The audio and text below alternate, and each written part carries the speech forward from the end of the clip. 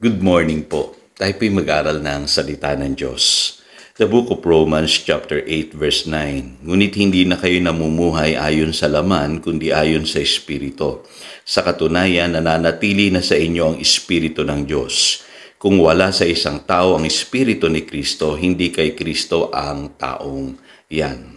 What you believe matters. At sa ating pag-aaral po yesterday, kung nasusubaybayan po ninyo, malinaw po na tayo'y isang bagong nilalang kay Kristo Jesus. Ano po? At ibig sabihin po niyan, taglay-taglay natin yung bagong Espiritu. Ngayon, ang isang Kristiyano, nag-i-struggle siya sa kasalanan, po yun ang problema natin. Hindi pa sanay yung ating pag-iisip at yung ating katawan sa ating bagong pagkatao kay Kristo Jesus. Ano po? At kadalasan po ay naiimpluwensyahan pa tayo ng ating old nature. Ngayon ang malaking tanong, posible ba na dual nature tayo, Pastor? Hindi po pwedeng mangyari yon kasi hindi mangyayari na sa ating espiritu magsasama po yung espiritu ng Diyos at yung espiritu ni Satanas o ng Diablo. At hindi rin mangyayari na tayo anak ng Diyos at the same time anak ng Diablo. Malinaw po sa Biblia, tayo po'y mga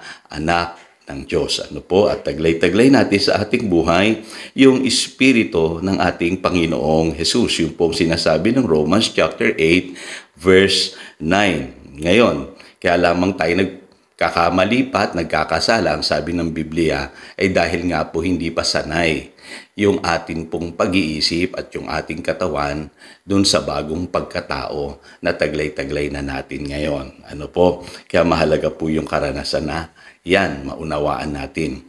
May binabanggit po doon sa Romans chapter 7, Pastor, si Paul mismo nag-i-struggle sa kasalanan. Sagutin po natin yan. Ang kalagayan pong tinutukoy doon ni St. Paul ay yung kalagayan niya nung hindi pa siya mananampalataya. Ano po? Nung hindi pa siya born again. Ano po? Nag-i-struggle siya sa kanyang kasalanan. At posible rin na yung struggle na yun ay nagaganap pa sa kanyang buhay nung bago siyang mananampalataya o nung bago pa lamang siya sa paglakad niya sa Panginoon. Pero ako po'y naniniwala na pagtagumpayan po yan ni St. Paul. Kaya nga nakapaglingkod siya sa Diyos. At naipapangaral niya yung mga prinsipyo para pagtagumpayan din natin ang hilig ng laman. Kasi ito pong sinasabi sa 1 John chapter 3 verse 9. Sabi dito, no one who is born of God will continue to sin because God's seed remains in him. He cannot go on sinning because he has been born of God. Dito po ang linaw-linaw ang sabi ng Biblia. Pag ikaw ay anak ng Diyos, if you are born of God, hindi ka na magpapatuloy sa kasalanan.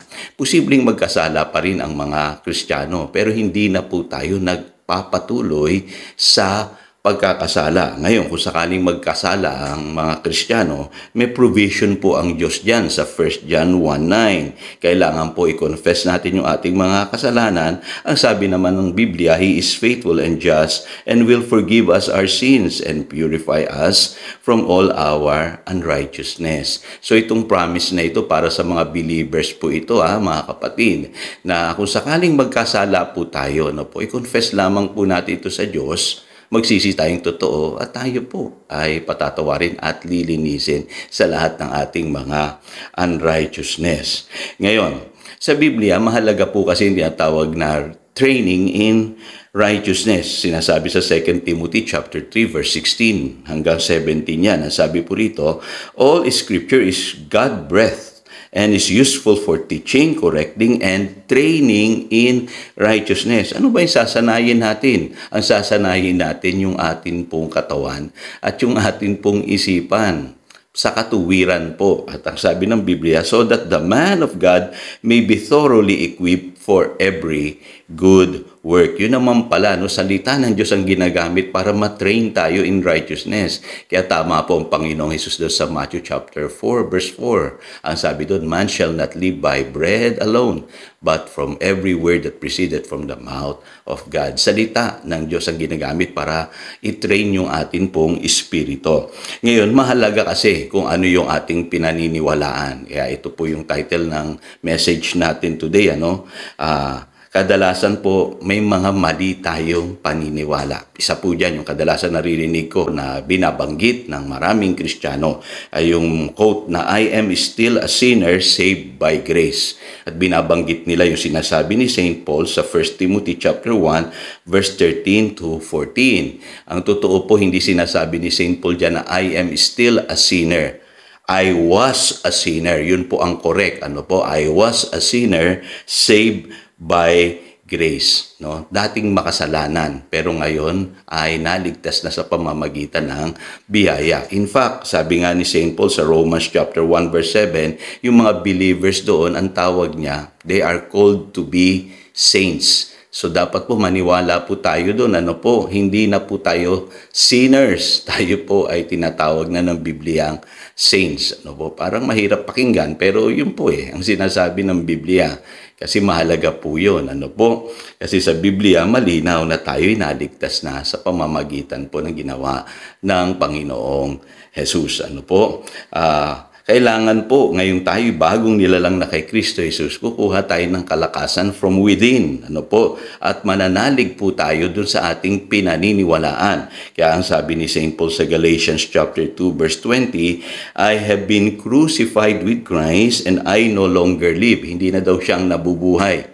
Ano po? At ang sabi ng Biblia, the life I live in the body, I live by faith in the Son of God who loved me and gave Himself for me. Yun naman pala. Kaya niya sinasabing hindi na siya nabubuhay. Yung kanya pong buhay, sabi ng Biblia, the life I live in the body, I live by faith in the Son of God. So, dapat po, mamuhay tayo ng may pananalig dun po sa ginawa ni Kristo Jesus sa ating buhay. Hindi po dun sa kaya nating gawin. Ano po, dun po tayo nagkakamali.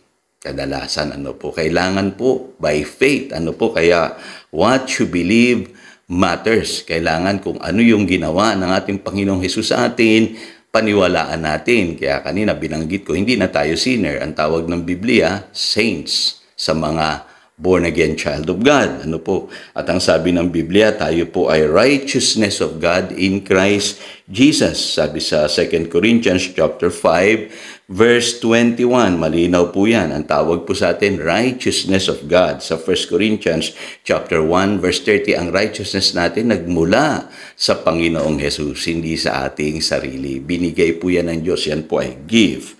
At sa 2 Corinthians chapter 12, verse 9, sapat ang biyaya ng Diyos. Ano po? Upang tayo po ay maging matagumpay sa buhay na ito. Ang sabi po ng Panginoon, my grace is sufficient for you, for my power is made perfect in your weakness. So, ito po, mahalagang katotohanan. Ano po? Kasi minsan po, sabihin ng iba, hindi ko kaya, pastor Ano po? Tandaan nyo po, sapat po ang biyaya ng Diyos sa inyong buhay. Pastor, may binabanggit diyang weakness. Kapatid, yung weakness na tinutukoy dyan ay yung mga insults, hardship, persecutions, difficulties. Ano po? Hindi binabanggit yung weakness dyan ay kasalanan. Ano po? Baka isipin yung tinutukoy dyan ni St. Paul ay yung kasalanan, ang kanyang weakness. Hindi po. Ano po? Ibig sabihin sa buhay na ito, alam ni St. Paul, kayang pagtagumpayan ng Kristiyano ang kasalanan. Yun ang ipinapangaral ni St. Paul. Sabi niya sa Galatians chapter 5 verse 24, those who belong to Christ Jesus have crucified the sinful nature with its passions and desires. Ano po? Panghuli, mahalaga. Isipin natin na we can do all things through Christ who strengthens us. Ano po yun ang sinasabi ng Philippians chapter 4 verse 13. No? Magagawa natin ang lahat ng bagay sa pamamagitan ng lakas ng kaloob sa atin ng Panginoong Jesus. Kaya kaya natin, kapatid, pagtagumpayan ang kasalanan. So again, ito po si Pastor Jojo nagpapaalala upang daluyan tayo ng pagpapala, manatili tayo sa kanyang salita. Good morning.